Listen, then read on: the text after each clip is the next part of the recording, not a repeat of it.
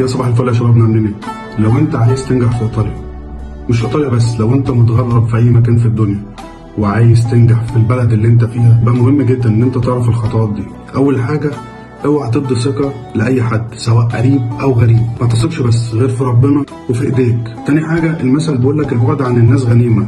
المثل ده حقيقي فعلا، وناس كتيره جدا لو طبقته في الغربه هتنجح، لان في ناس كتير في الغربه ممكن تبقى في الظاهر انها بتحبك، ولكن هي بتكره لك الحب تماما وبتتمنى لك كل شهر. فحاول تبعد عن الناس على قد ما تقدر. تالت حاجه، يا ريت تركز في شغلك بس، اوعى تركز في حياه الناس ولا في امور الناس ولا تشغل بالك باي حاجه من الحاجات دي.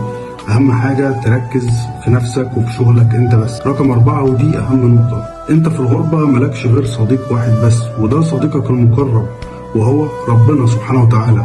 ده صديقك في الغربة. فعشان كده لو انت متغرب او حتى مش متغرب، حاول على قد ما تقدر انك تصلي وتقرب من ربنا عشان يحميك من شر الناس ومن اذاهم.